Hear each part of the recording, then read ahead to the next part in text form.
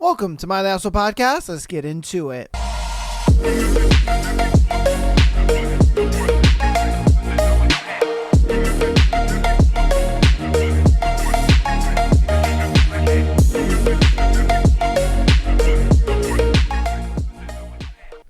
Welcome to Am I the Asshole Podcast. Woo, didn't want to burp into the microphone. Oh man, but welcome back. It is another beautiful Thursday episode. We got some exciting upcoming stuff with our book. We're going to be doing 4 chapters of our beautiful book today. We're going to be doing 24, 25, 26, and 27, giving you guys 4 chapters of the juiciness. Man, is the book getting pretty good. I personally still feel like the book hasn't really, I don't know, like shit's happening, but it ain't really happening. I don't know. It seems like it's still trying to, get going. And so hopefully in these 4 chapters, we can kind of get a little more going. Because obviously at this point, I think James is completely broken Wendy. If I'm being honest with you, Wendy out here like, whoo, the coochie is just, it's his now. Like she is all for it.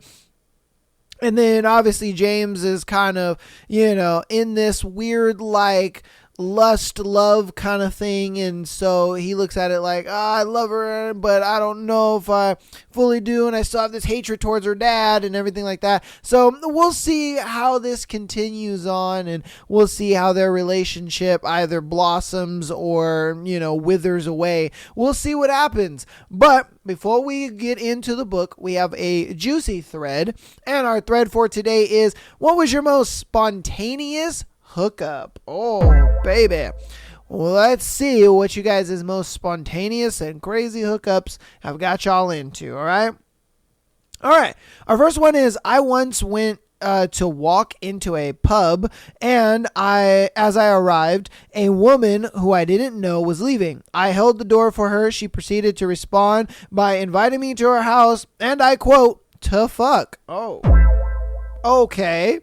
Anyway, we had some drinks. I reluctantly let her read my palms, saw her stone collection, and then went to do the deed. We did it again in the morning, and I never saw her again. What the heck?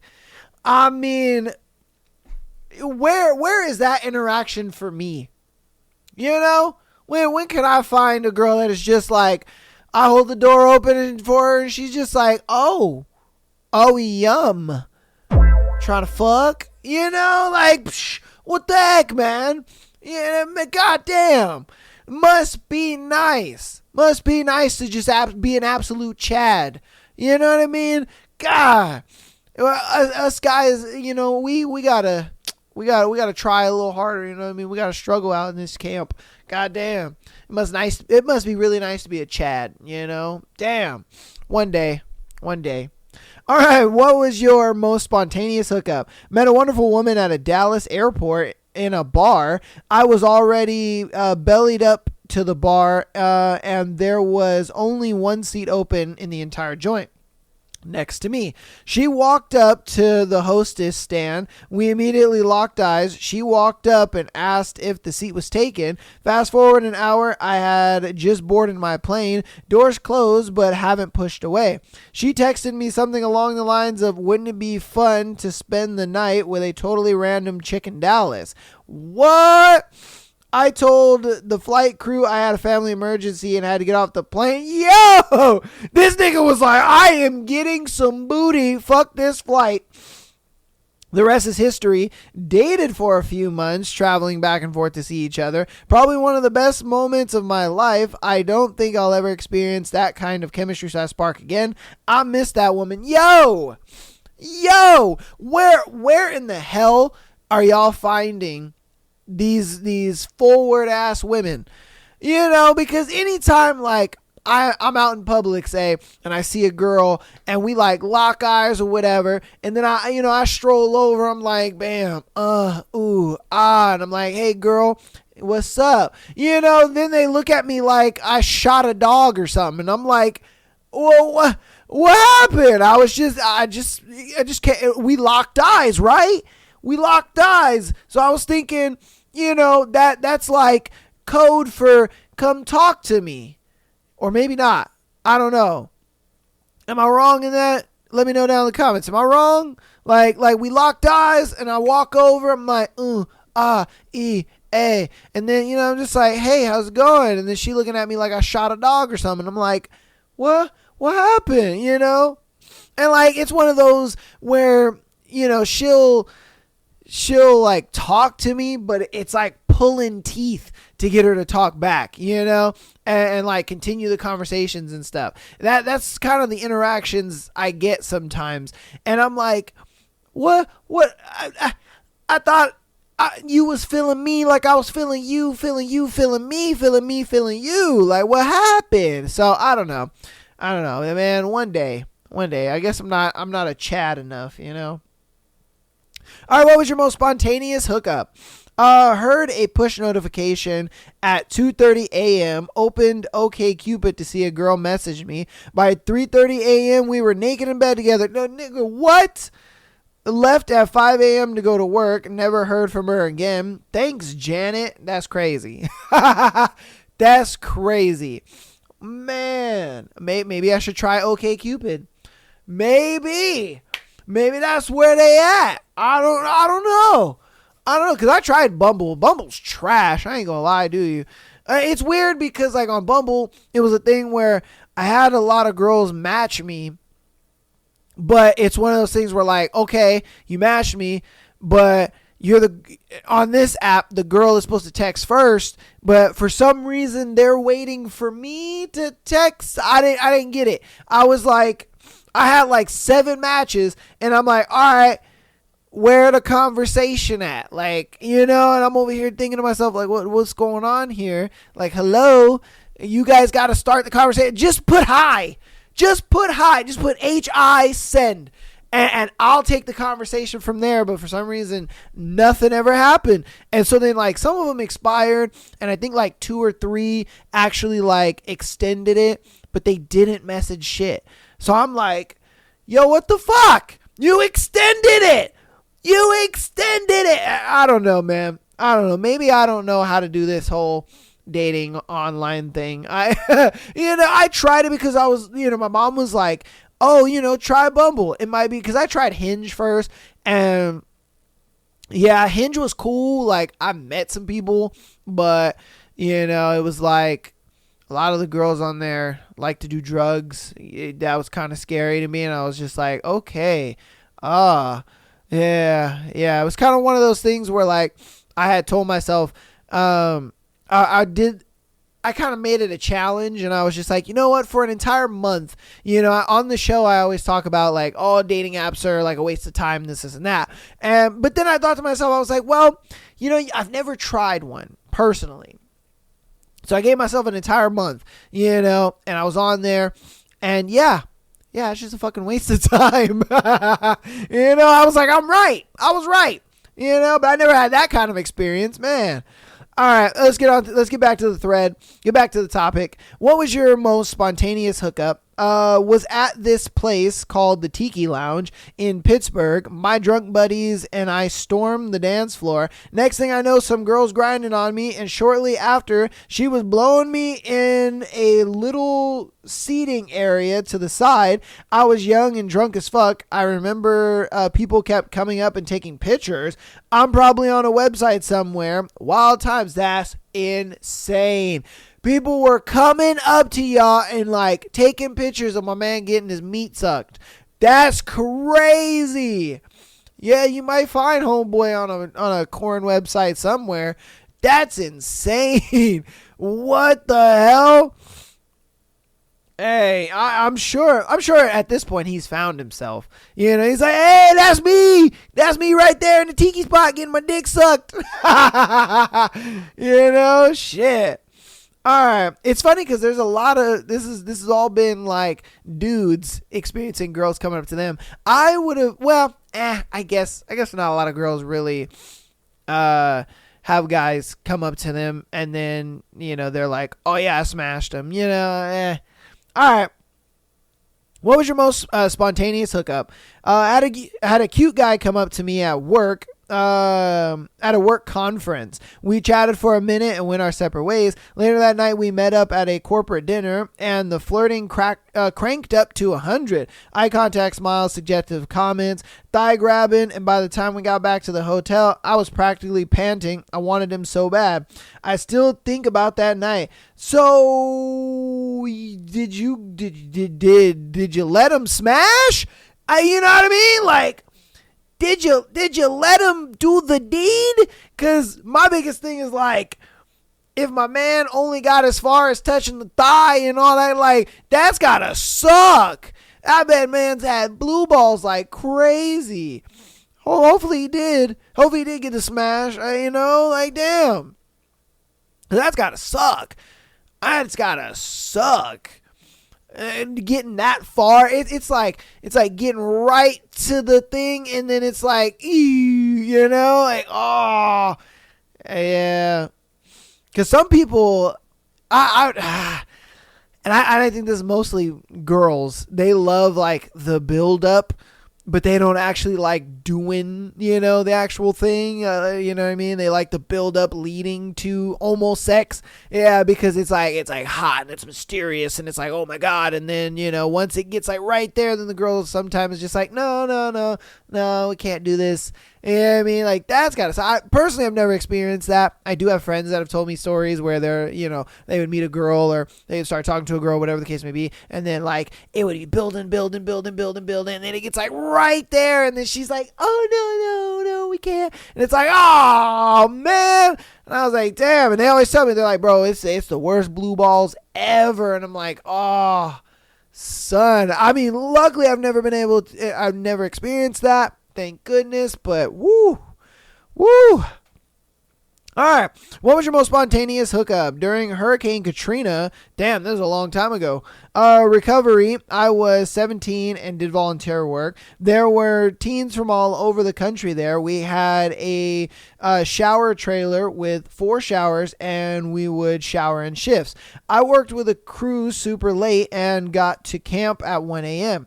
I go to the shower because no one should have been there. There was a super cute girl my age getting out as soon as I walked in. It was awkward at first, but she rolled with it. Talked for a few minutes while she was drying off. Oh, shit. Oh, damn. And I got in the shower. I was washing my hair when I hear the curtain open, and she got in with me. We made out like crazy and had absolutely mind-blowing sex. We left the trailer, and I never saw her again. Damn, that's crazy. Hey, my thing is, where? I need to get out of the house more. That's what it is. I need to get out of the house more. I need to get out. More and try to find these very forward ass chicks, man.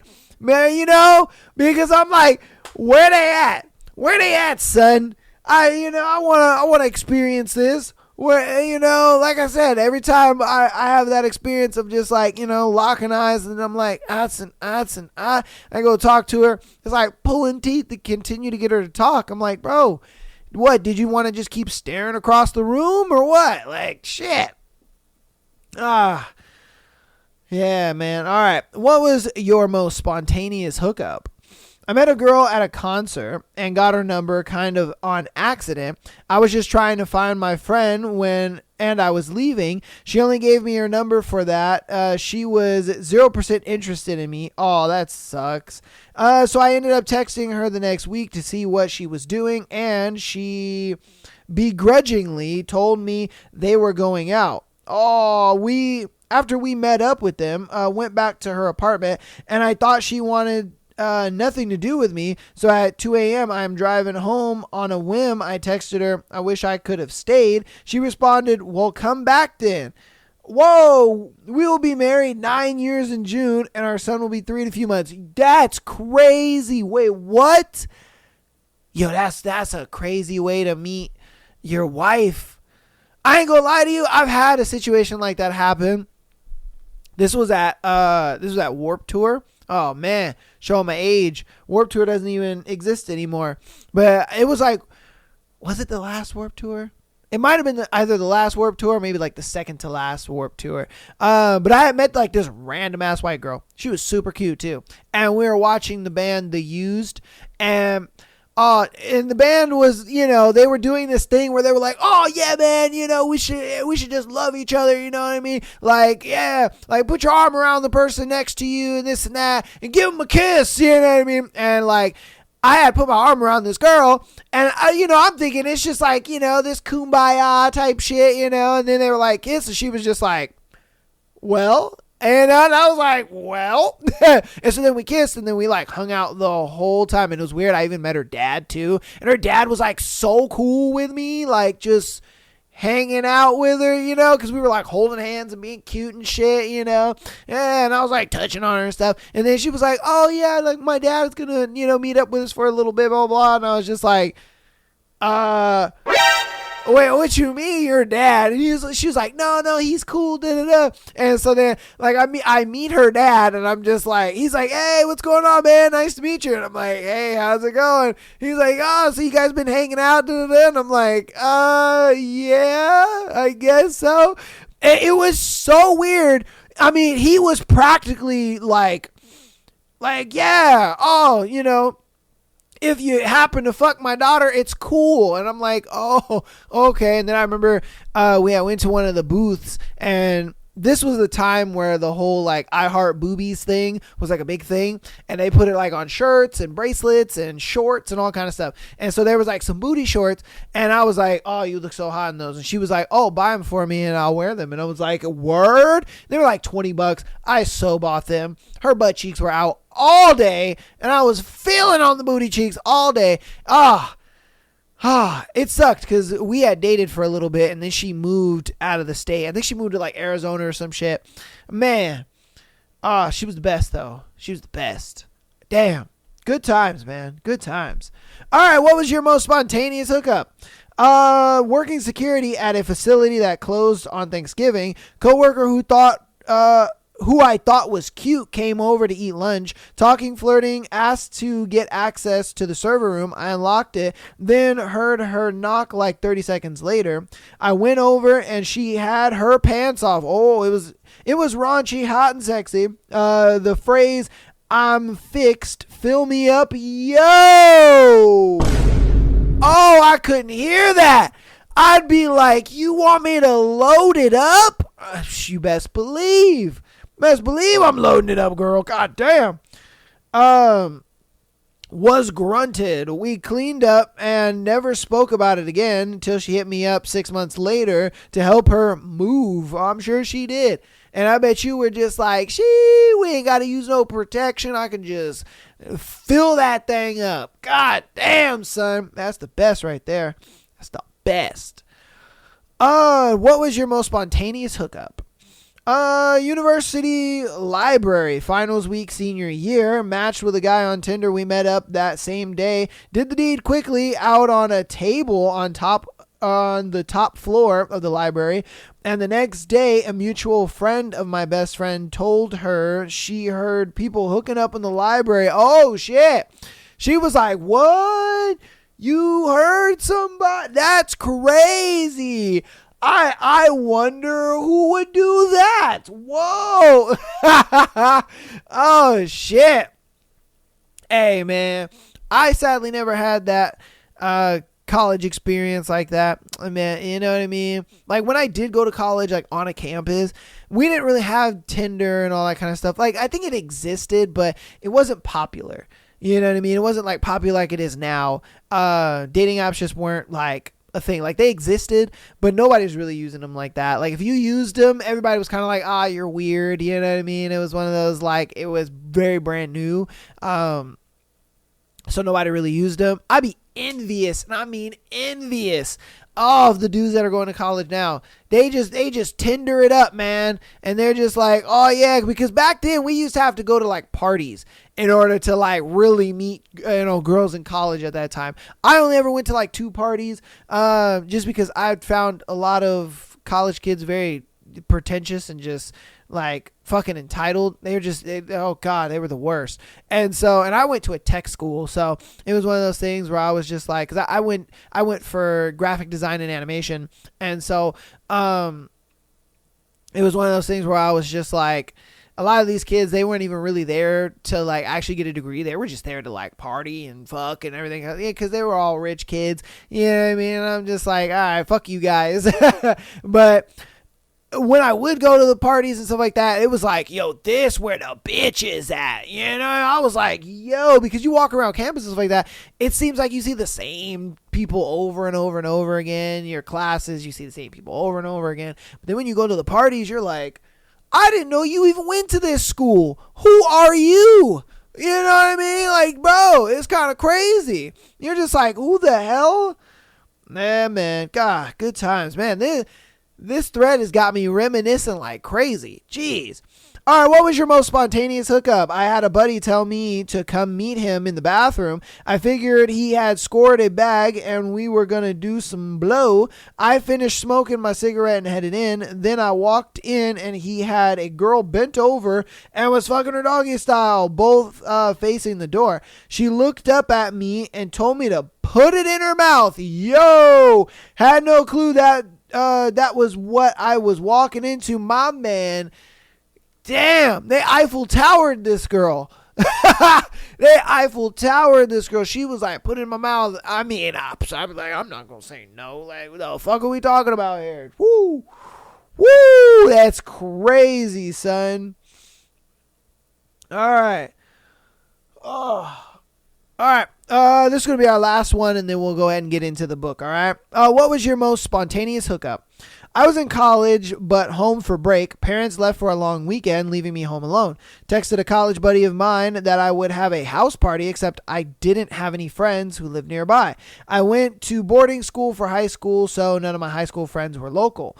He said he could bring like a dozen of friends if I had booze. Sure enough, a couple of hours later, he rolls up in the driveway and leading a caravan of cars. Ended up with like 15 total strangers in my house, but they were all super cool. One girl I thought was really cute and had my sights set on her. Unfortunately, she got sick early in the evening, so with her friend's blessing and help, we put her to bed in my bed, and I moved on with my night without any intentions of getting with anyone.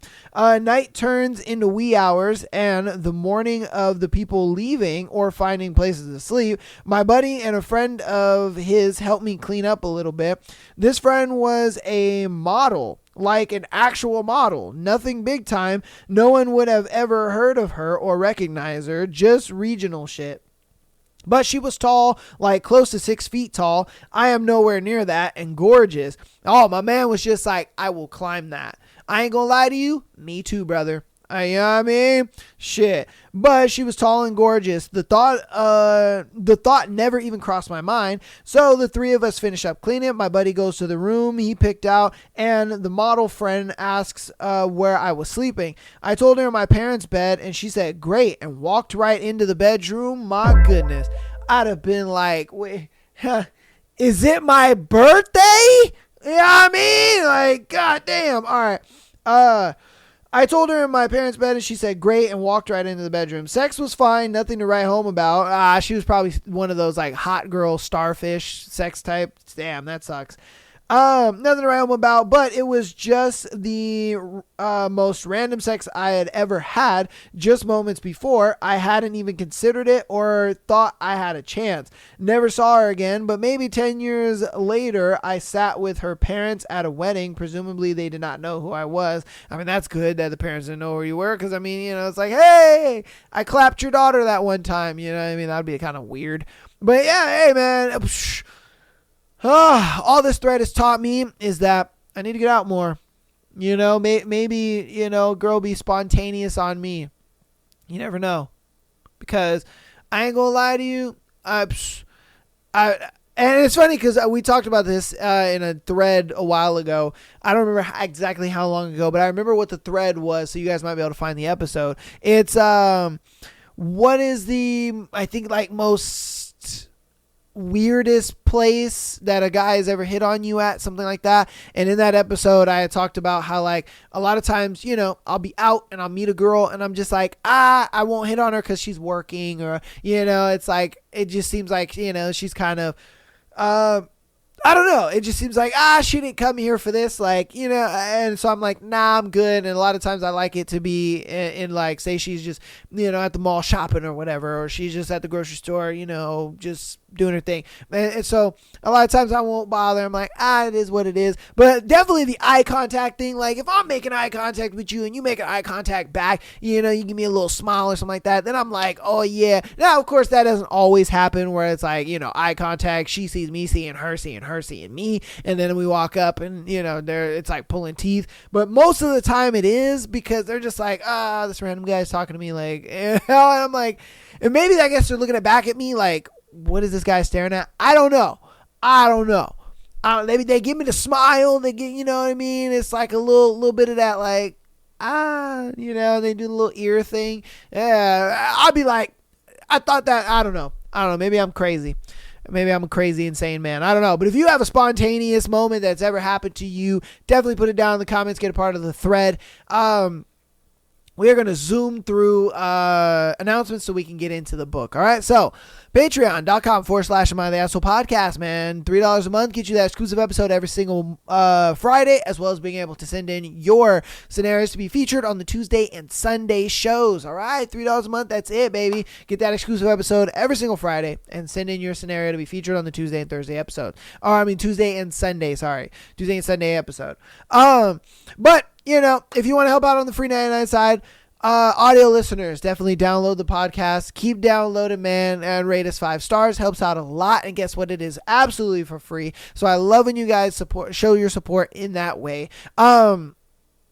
And if you want to show your support even more on the free 99 side of things, go ahead and follow us on Instagram and TikTok. Subscribe to us on YouTube, like the video, all that good stuff, man. Appreciate all the support you guys have been showing so far, man. Again, my subscriber goal for the end of this year is 2,000. Hopefully we can hit 2K by the end of this year. I'm hoping so. We will see, though. And on Monday, you know, catch the streams, you know what I mean? Catch us streaming, catch us live, because I love when I get to interact with you guys and, you know, we get to chat and have fun in the you know, whatever game we're playing and stuff like that. So, and I'm always playing a different game. I'm always, you know, changing shit up, and I mainly do it to get to, you know, you guys get to talk to me and ask me questions and all that kind of stuff. So I love it when you guys get involved with the streams. Anytime you see me live, you know, definitely pop on by, say what's up, all that good stuff. All right. And then don't worry if you miss, you know, any of the lives. I do have a VOD playlist that you can catch the lives. All right. So without further ado, let's get into the book. We have 4 chapters for y'all lovely people. So we're going to go ahead and get into that. I'm going to move you guys over and we will get into that. All right. 24. James. I leave Wendy at her house with barely more than a goodbye, impatience snapping at my insides like a rubber band with every wasted second. The trip to Rockford Prep took longer than anticipated, but I felt it important to let the headmaster know what I expect of his staff when it comes to Jonathan Michaels. I'm not sure why I feel such a kinship with him. Maybe because he's Wendy's brother, and since she's mine, by proxy he is as well. Or maybe it's because I see so much of myself in him. I notice the way his muscles tense, defending against an offence he knows he can't control. In either case, I could tell from simply looking in Wendy's eyes that today was a struggle. She would have been able to do it on her own, of course. In the short time I've been with her, it's easy to tell that while she's docile and well-mannered around the majority of the world, she's also strong-willed and loyal to a fault. She loves her brother, and for some reason, that type of familial bond resonates, making me want to ensure her happiness when it comes to the people whom she loves. It's another 30 minutes before my tyres are crunching on the gravel path leading to Cannibal's Cave. The sun has barely set, bathing the landscape in a pinkish hue, not light enough to see clearly, yet not dark enough to be blind. I draw close to our normal meeting spot, my chest squeezing at the realization that there are no other cars here. I'm running behind, but I'm not that late, and a shiver skates up my spine, my gut telling me to stay alert. I park the car, leaving it running as I take in my surroundings. Emptiness. The weight of my knife is heavy in my pocket, and I reach across the console, opening the glove box, retrieving my gloves, and my H&P USP 40 pistol. Normally, I like to stick to my blades, preferring a more intimate touch, but my intuition has never steered me wrong, and it would be remiss of me to bring my knife to what could very well be a gun show. I slip on my gloves, one finger at a time, and lean my head to the side, a deep crack reverberating down my spine.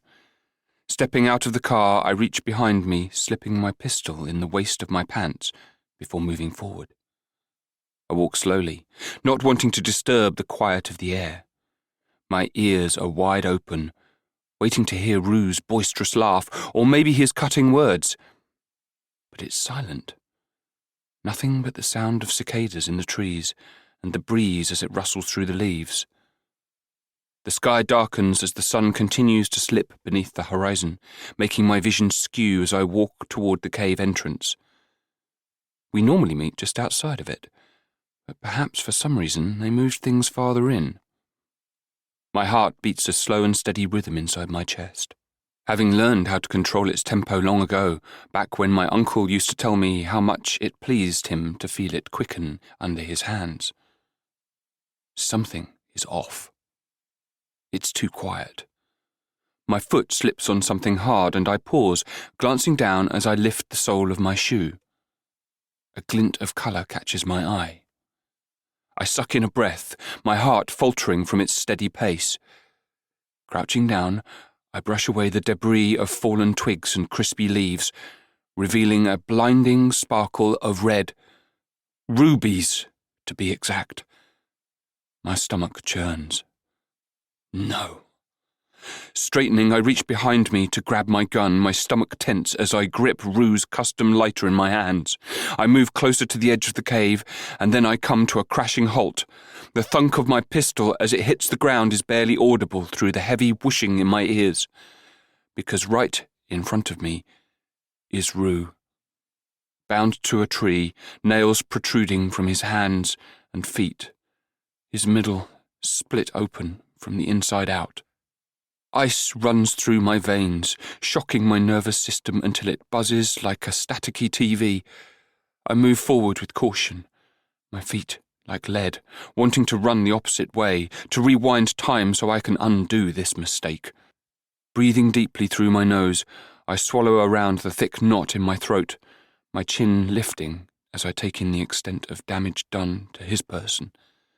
His eyes are open and bloodshot, the same eyes that showed me kindness when I was a young boy, only used to seeing hate.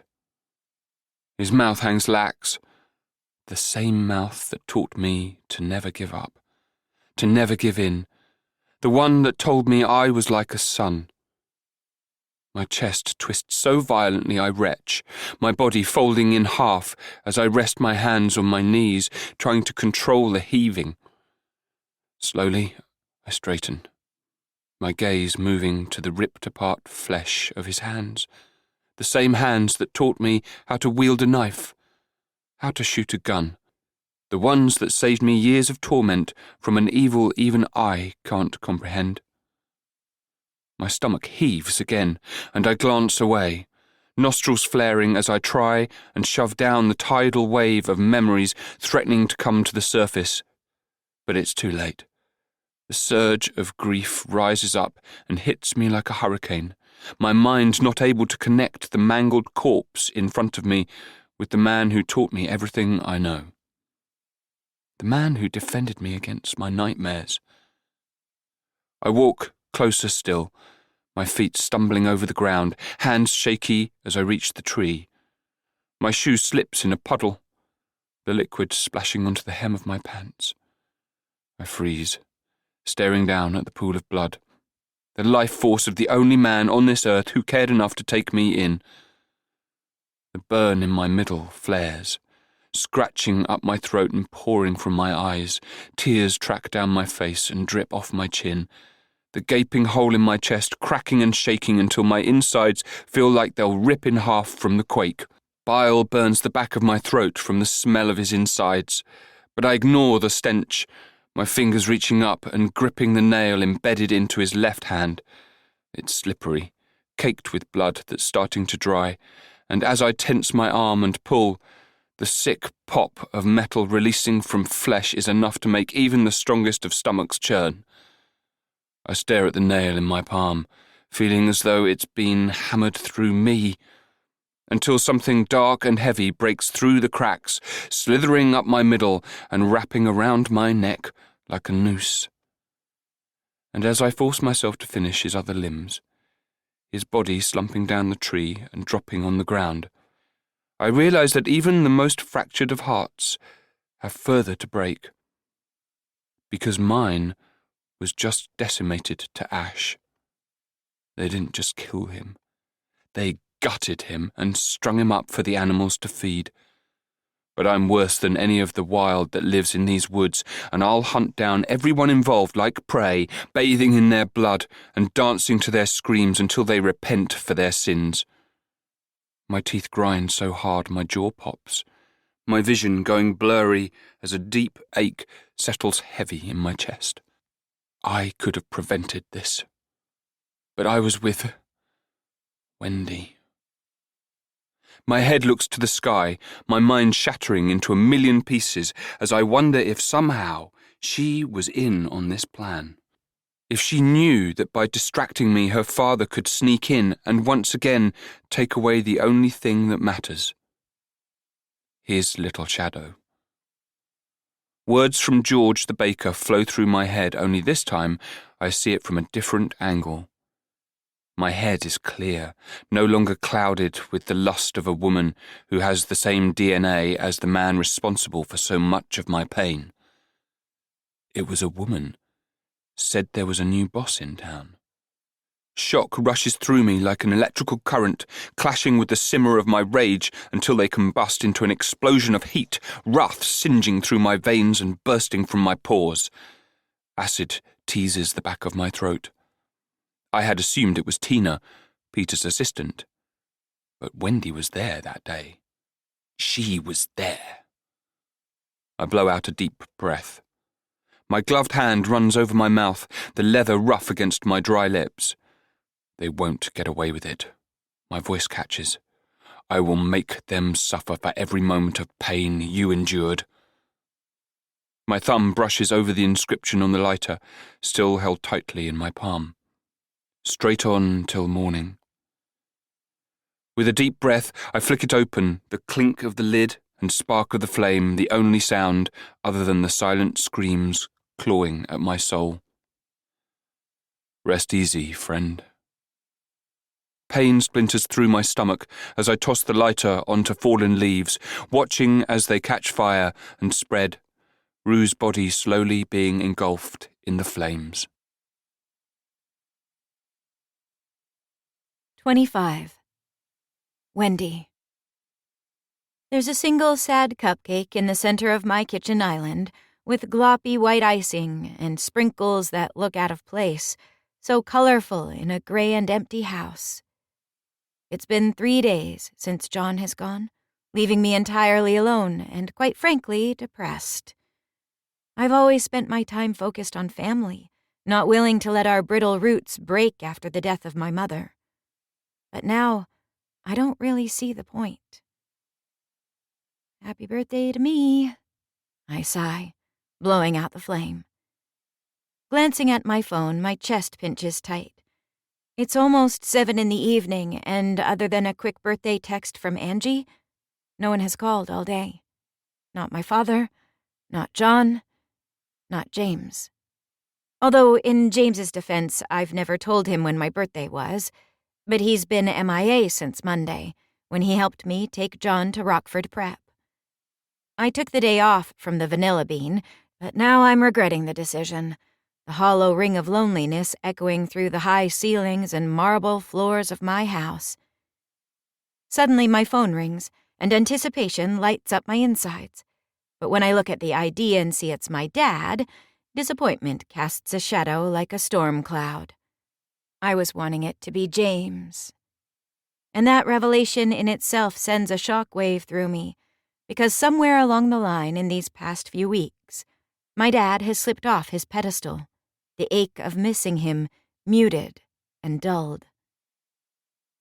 Hey, Dad. Little Shadow, happy birthday.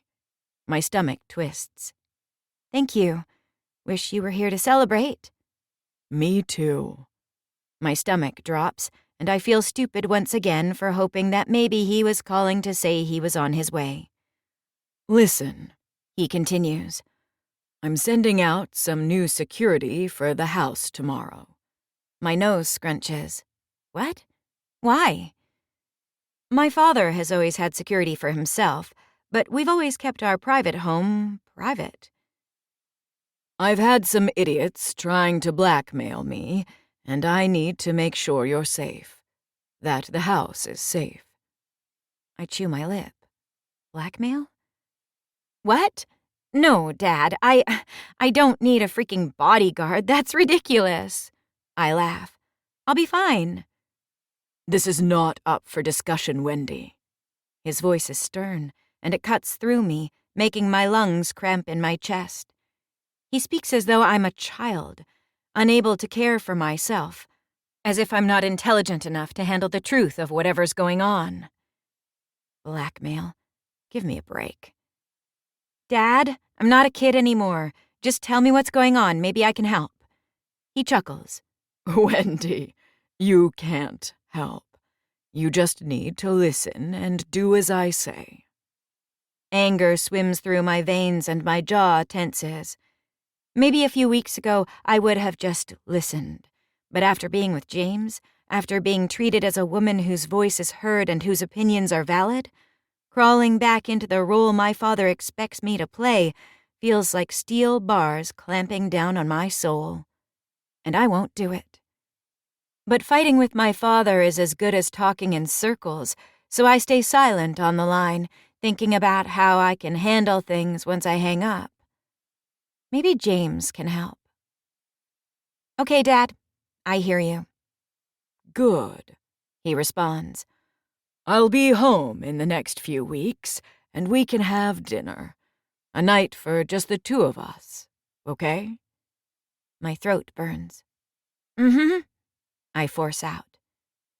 A female voice cuts through the phone. Pete, where are you taking me tonight? I want to know if I should look fancy or if we're ordering in. My lungs cramp, realizing that he isn't working. He's just choosing to take Tina out on my birthday instead of making sure he's home to spend it with me. And that's fine. It's absolutely fine. I hang up the phone without saying goodbye, not sure I'll be able to stop the cutting words from flying off my tongue, and I don't want to say something I can't take back. There's a throbbing ache in the middle of my stomach, a sickly green feeling that weighs me down and makes me want to crack. But I don't. Heading up the stairs to my room, I decide to pack a bag and leave. I have a few $1,000s in my bank account, and while I'm sure my father won't be happy, there's really nothing he can do. He can't make me stay, after all. My bedroom is pitch black, the sun having set while I was staring at my cupcake, and I flick on the lamp by my bedside, my eyes snagging on the picture of my mother and me from when I was young. I wonder if she's somewhere looking down on us, feeling sad over the fact that she couldn't stick around. Maybe if she were still here, my dad would be too. Shaking my head, I ignore the burn radiating from the middle of my chest as I walk to my full-length mirror. My hands run over my pale green dress, smoothing out the wrinkles as I gaze into the glass. I pick up my hairbrush from the vanity next to me and point to my reflection. You aren't a child, Wendy. You are a bad bitch. Giggling at the phrase, I run the bristles over my hair, repeating the affirmation in my mind. I agree. You are most definitely not a child. My stomach jumps into my throat, hairbrush dropping to the floor as I meet an icy blue gaze in the mirror. My mouth opens on a sharp inhale, shock at seeing him in my room, freezing me in place. He moves quickly, his body pushing against mine until I'm flat against the glass, a knife glinting as he presses it to my face. His gloved palm smacking over my lips and muffling my scream before it can even think of escaping. Now, Wendy, darling, he tisks. None of that. My heart slams against my chest, confusion spinning around me like a spider's web. I'd like to think this is some big elaborate joke, but the pressure of his hold has dread sneaking up my spine. I watch him in the mirror, strands of his dark hair falling on his forehead, his black trench coat and leather gloves making him look like the angel of death. His blade gleams in the mirror's reflection, the metal cold as its hooked edge presses into my skin. Hooked. My stomach flips and twists, realizing where his nickname comes from. His free hand wraps around my hair, wrenching my head to the side, his nose skimming along the pale expanse of my neck. Did you know fear has a scent? My nostrils flare as I attempt to breathe, terror pulsing in time to the rapid pace of my heart. There's a sting from where he pulled my roots, and I focus on the pain to ground me. No, I don't suppose you would. His mouth turns down. It's all to do with pheromones, really. The scent of fear triggers a reaction in the amygdala and hypothalamus, a type of warning, as it were, that humans have long since become numb to recognizing. He leans back in, inhaling deeply, the tips of his hair tickling my skin. I try to keep my gaze steady, my body trembling from the adrenaline that's pumping through my veins, my mind racing as I try to think of a way out of the situation. Is he going to kill me? My insides pull tight, eyes burning at the realization that everything I thought I knew about him was a lie. Panic seizes my lungs, my hands shaking as they press against the mirror. Your fear smells sweet, he whispers. His palm trails down the front of my body, slipping under my dress and cupping between my legs. The fabric of his glove is rough against my sensitive skin, and horror trickles through my veins like a poison, freezing my blood and stalling my heart. Tell me, darling. His voice rumbles in his chest, vibrating through my back and making my hair stand on end. Was deceiving me always your plan? My stomach tenses, tears slipping down my cheeks and trailing over the back of his hand, melting into the leather before it can drip to the floor. I shake my head, my hair matting against his coat. I struggle for breath, wishing he'd release my mouth so I could ask him what the hell he's talking about. I don't think I believe you. His palm pushes against my center, and my traitorous clit swells against him. After all, you've always been such a good girl, so incredibly adept at following direction. He places a light kiss on my throat before resting his chin at the juncture between my neck and shoulder, smiling at our reflection. So beautiful, he says, sliding the flat edge of his knife across my cheek until the tip rests against the bow of my lips. It's oddly sensual, and my breath stutters as I try to maintain a facade of calm against the dichotomy of his actions and his tender touch. Who is this man? Such a shame, he sighs, dropping the knife from my face, his eyes locking on mine in the mirror. This will only hurt for a second. My brows furrow, my chest seizing when I see a syringe being pulled from his pocket. My body surges into fight-or-flight mode, my heart crashing against my sternum as my hands reach up to grapple against his arms, and then... nothing. 26. Wendy. It's the pounding in my head that wakes me. My lashes flutter, a sharp ache stabbing between my eyes. I try to press my palm against the pain, but my movement is stilted, something clanking when I move. I pull again, and my body jerks forward before falling back against something hard. My brain is sluggish, like driving out of a storm only to end up in thick fog. But as I start to wake, I realize that I am definitely not lying down, and my arms are stuck. The thought of opening my eyes fully makes my stomach churn, but still, I pry my lids apart one at a time, my face scrunched in preparation for the light.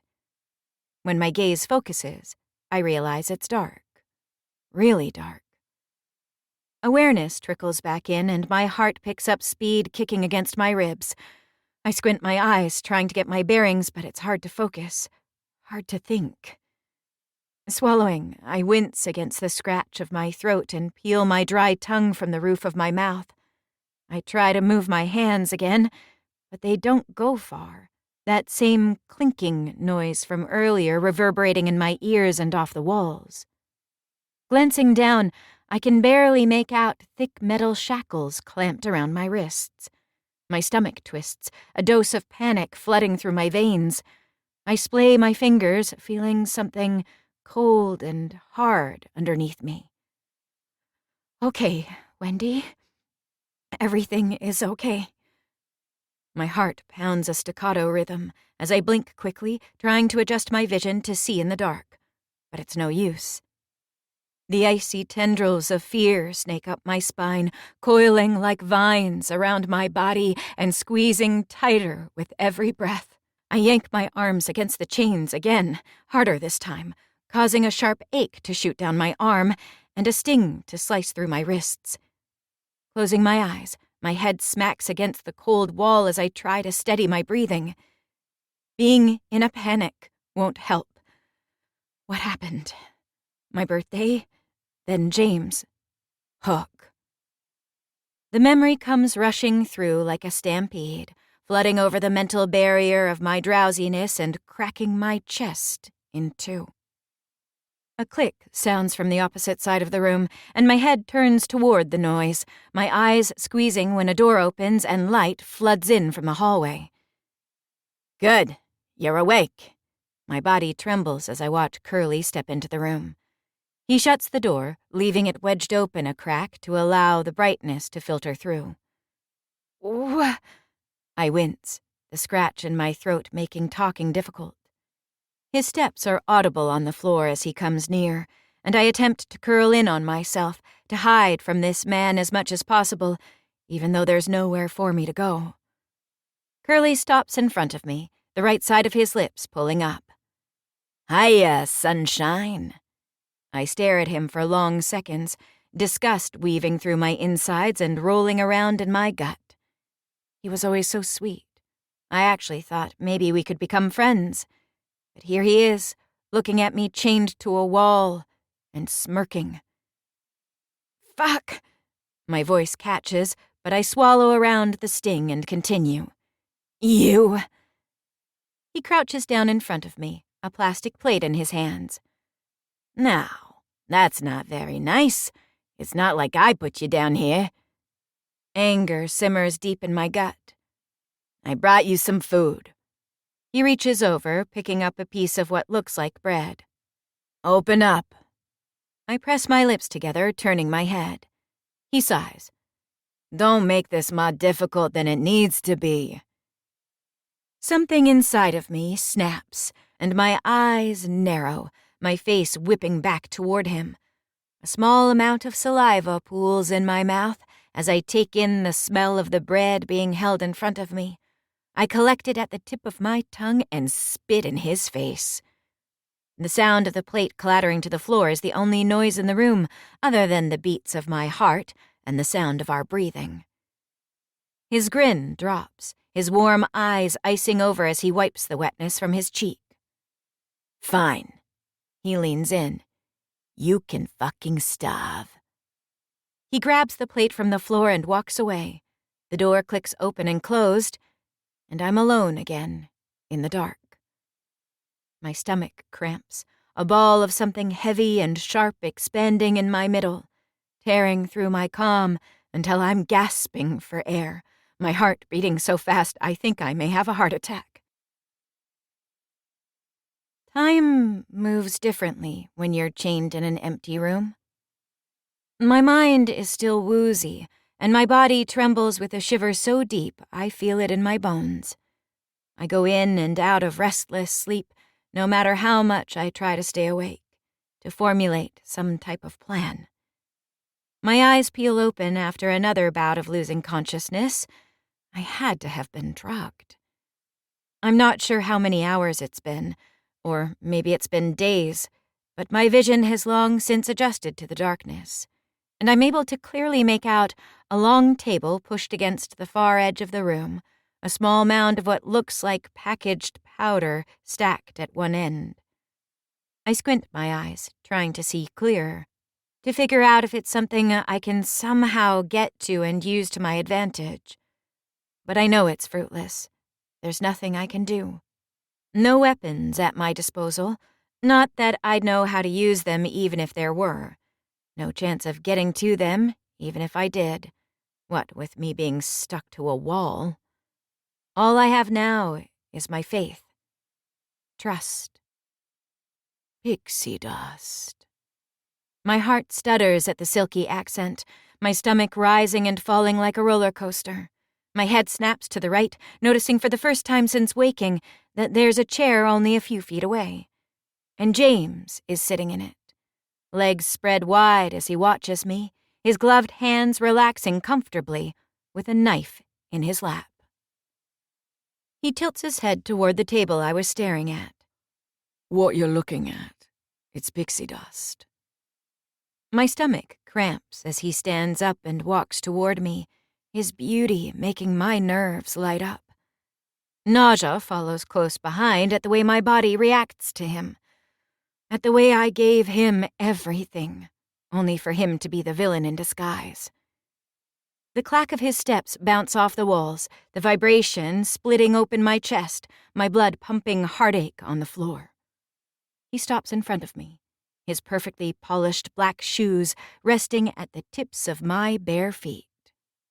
I grind my teeth, a sharp stab of pain vibrating up my jaw. You should eat. Get fucked, I spit out. He tisks. What did I tell you about that filthy mouth? My head tilts as I glare up at him. You've said a lot of things, Hook. Turns out I really don't give a damn about a single one. The curse words feel strange as they fall from my lips, but right now, they're all I have. I know they bother him, and since I can't break free and scratch his eyes out with my nails, I have to settle for what I've got. His lips curve into a thin smile. It sends shivers down my spine. He points at me with his knife. I'm not the liar here, darling. Let's not cast stones from glass houses. I don't even know what's going on. My body jerks as I pull at the chains, my hands smacking uselessly against the floor. His eyes flick from my face to where I'm bound to the wall, the grin dropping from his face. Playing the victim is a terribly unbecoming trait. His voice is flat, and the hollow tone makes my chest compress, realizing the warm charm I was used to has disappeared entirely.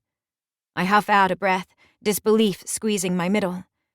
You have me chained to a wall, I state. He nods. A temporary tactic, I assure you. My eyes narrow, anger bubbling in my gut. You drugged me. He flips his knife through his fingers, the move so practiced and smooth it sends a spike of fear bolting through my chest. Would you have come willingly? His brow lifts. A ball lodges in my throat, my insides fracturing from the strength it takes to keep from letting tears escape. I would have gone anywhere with you. My voice breaks. Please, I lose the battle to my emotions, and wetness coasts down my face, the tears hot against my chilled skin. He crouches down, blade hanging between his legs, his gaze stripping me bare and burning me alive. Your father took something. He pauses, his eyes briefly closing. Something irreplaceable from me. My heart stalls, and I sniff, trying to stop my nose from running with my tears. My father? I don't... He shoots up from his position, pacing across the room until he meets the chair, his hand wrapping around the back and flinging it toward me. My lungs seize, stomach dropping to the floor as the wood splinters next to my head, my hair blowing from the force of it smashing against the wall. He stalks back to me, lunging forward and gripping my jaw tightly in his hands. Don't play innocent, you vapid, stupid girl. My heart claws at my chest, hiccups stuttering my breath as his insults and small pieces of wood slice like paper cuts along my skin. Looking straight into his eyes, I search for a sliver of the man I thought I knew, the man who I gave everything to. But he's long gone. Or maybe he never existed at all. He's right. I am a stupid girl. My tongue swipes out, getting caught on the rough, chapped edges of my lips, and I speak slowly, trepidation filling me from the inside out. This man, Hook, is a stranger, and something whispers in the back of my head to tread carefully, to do whatever it takes to just stay alive. My father will come for me. He has to. James, I speak slowly. If my father, if he did something. His sharp laugh soars through the air, his grip tightening until my teeth cut into skin. You showed up at my bar, he hisses, and then you distracted me when others needed me most. I attempt to shake my head, but his grasp is strong, his eyes wild as they stare into mine before flicking to the chains at my side. My insides are twisted in tight coils, nerve endings frazzled and frayed, and I watch this stranger as he rages at me with the fire of 1,000 suns. He looks like he wants to kill me. My fingers press into the ground at my sides, my heart beating in my throat. Leaning his head to the side, his eyes close in a slow blink, and when they open, the fire has been doused. He's a blank slate. His gaze just 2 vacant holes, rimmed in blue. The grip on my jaw loosens, his gloved fingers caressing my skin like a lover, before his focus flicks to the bindings on the wall. I inhale, holding it in my lungs, afraid to even breathe, worried that it might set him off again. He stands, pulling something out of his pocket. My body cowers, chest squeezing as he nears. He hovers above me, his spicy scent invading my nostrils and making me hate myself for the way my heart skips at the smell. A jostling sensation on my wrist, and then a click, followed by pinpricks of pain lancing down my arms as blood flows freely back into my hand. He's unlocking my chains. I find it's rather exotic having you cuffed to my walls, he says as he moves to the other side. But you're no use to me damaged. I pull my arms to my chest, my fingers rubbing against the raw skin of my wrist. At least, not at the moment. His face comes within inches of mine, my stomach compressing at the sudden movement. If you act out, I will retaliate. Heartbreak sits heavy in my gut, rising up and coating my throat like bile. What could you possibly do that you haven't already done? His eyes dance over my face, almost as if he's memorizing the lines. The sudden switch of his demeanor makes unease weave through my every cell. He leans in, pressing his lips to mine. My body freezes in place, eyes widening. His thumb caresses my cheek. You will eat. You will drink the water we provide. His fingers reach around to the nape of my neck, squeezing slightly. And you will not do anything reckless, or I will chain you to the ceiling and rain your blood onto the floor." Betrayal lodges deeper with each word he says until it fills up every pore and marinates in my blood. "I hate you," I whisper. He smirks before he forcefully tosses my head away, my hands catching my body as I tumble sideways, my elbows cracking as they hit the ground. Standing up, he runs his gloved palms down the front of his suit. "Do not make the mistake of thinking I'm someone you can disrespect." Nausea sloshes through my gut. I watch from my spot on the floor as he moves to the end table, collecting the stack of pixie dust and heading toward the door. He pauses at the threshold, turning to look at me. "Do try to behave, darling. I'd hate to have to punish you." And then he turns, and once again, I'm all alone. 27. James.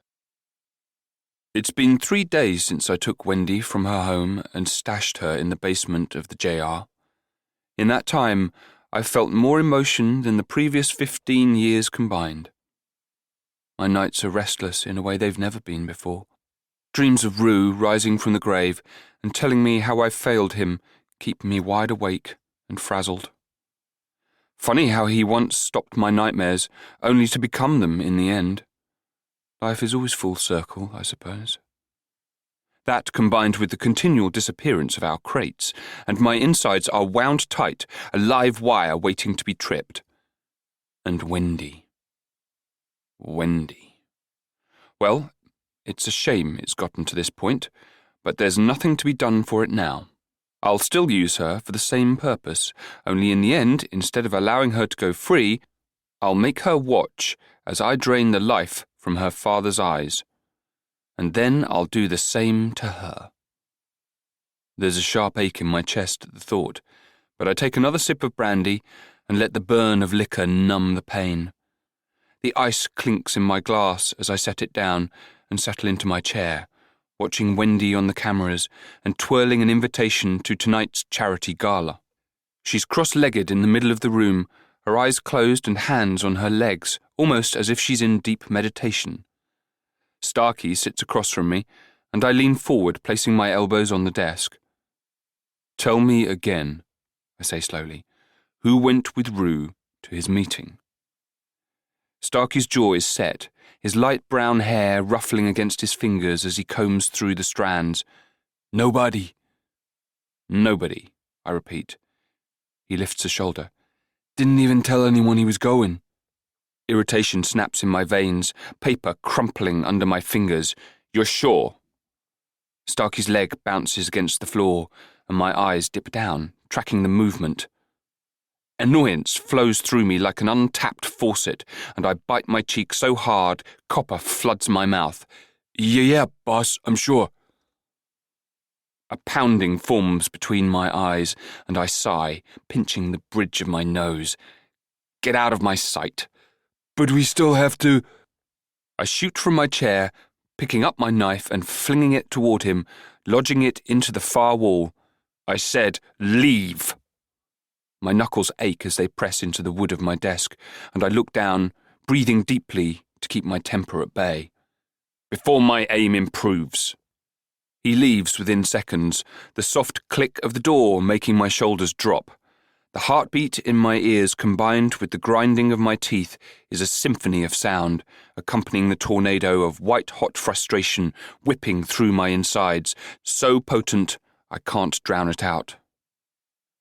It's been almost a week since Rue's murder, and still I'm no closer to answers.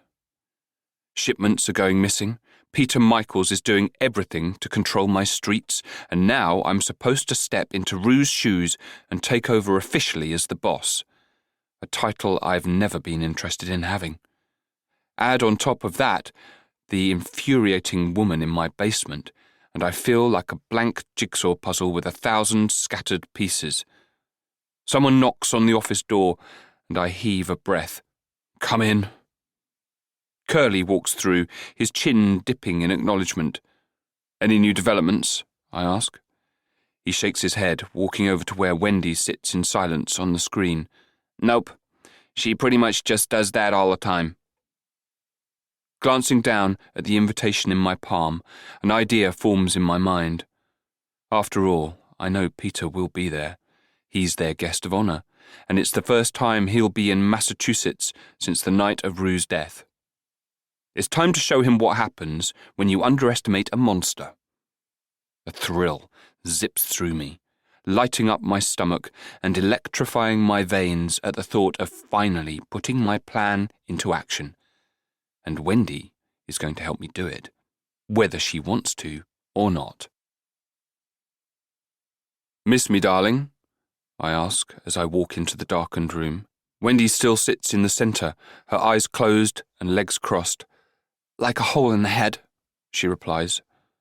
A chuckle bubbles up my throat, but I bite it back. Leaning against the wall, I watch her, my chest pulling tight as I take in the bruising on her wrists and the matted strands of her hair. She peeks open an eye, then snaps it shut when she meets my gaze. People are going to notice I'm gone, you know. I nod, placing my hands in my pockets. I'm counting on it. Both of her eyes open at this, her stare locking on mine, sending a flash of heat through my abdomen. My father will come for me. I tilt my head. Are you quite sure? She hesitates, her jaw tightening as she looks away. Of course. Right. I straighten off the wall, walking toward her. In any case, he won't need to. We're going to him. Her head snaps in my direction, and she scrambles to her feet. I continue my slow steps in her direction, and she stiffens, her feet moving backward as if she can break away. Her back hits the stone wall, and I walk into her body, my hips pressing against her, arms reaching up to cage her in. Where do you think you could run to, Wendy, darling? I move my palm from the wall, my fingers wrapping lightly around her neck. Even if you were to escape this room, there's nowhere you could go that I wouldn't find you. She bares her teeth, her breathing shaky. Get your hands off me. Her arm moves quickly, palm open and swinging toward my face. My stomach jumps as I grab her wrist before it hits, twisting until her body spins. She grunts as my torso pushes into her forcefully, my free hand pressing against the back of her head until her cheek is flush against the wall, her arm locked behind her, wedged between us. I lean in, my chin resting on her shoulder. I'm not a fan of repeating myself, so I suggest you listen close. She jerks her arm, her elbow grazing my stomach, and I tighten my grip. I'm going to take you to my home, where I'll allow you to shower and make yourself presentable. You're disgusting. My stomach twists. That may be, but until I decide otherwise, I'm also your master. She scoffs, her body writhing against mine, causing blood to flow to my groin, my cock twitching. I smirk. Do continue, sweetheart. I love it when you fight. Her body stiffens. I release her and she spins around, her eyes narrowed as she grips her wrist, her fingers massaging the red marks. A flare of concern trickles through my mind, but I bat it away. A little bruising won't hurt near as bad as the wounds she's caused, and in the end, it won't matter once she's dead. I have an event tonight, I say, and I'd like you to accompany me. She huffs out a laugh, but after a few seconds it quiets, her eyes widening. You're serious? I am. Go to hell, she spits. All right. I pull my phone from my pocket, bringing it up to my ear. What are you... I hold up a finger, silencing her. Hi, yes, Mrs. Henderson. It's so nice to hear your voice. This is James Barry. Wendy's gasp sends a rush of satisfaction through my veins. A grin breaks across my face, and I wink. Can you please let Headmaster Dixon know that I'll be coming to pick up Jonathan Michaels? You bastard! Her voice is pinched, and my eyes glance to hers, a spike of something. coasting through my chest. I cover the mouthpiece with my hand, my brows raising. Come again, darling? I couldn't quite hear you. I point to my phone. Important business, you know? I called you a bastard, she hisses. Her palms press into her eyes, her head shaking. I'll do whatever you want. Just please. The knot in my stomach loosens at her agreement, and I nod. You know, never mind, Mrs. Henderson. It appears my plans have changed. I do hope you have a wonderful day. I hang up, sliding the phone back in my pocket, and walk toward her. I stop when the tips of my shoes press against the bare skin of her toes. My fingers tilt up her chin. I do regret that it's come to this. It didn't have to be this way. But we all have times in our lives where we must pick a side. Her brows furrow. What? I run a finger down her jaw. Unfortunately, you picked wrong. I drop my hand from her face and turn toward the door. I'll be back soon, and it would do you well to remember what's at stake. All right. And that is it for today. Thank you guys so much for watching. Hopefully you've enjoyed today's episode. You've enjoyed the 4 chapters we've gone over today. I will see you guys on, I believe, Sunday, if not Monday, for a live stream.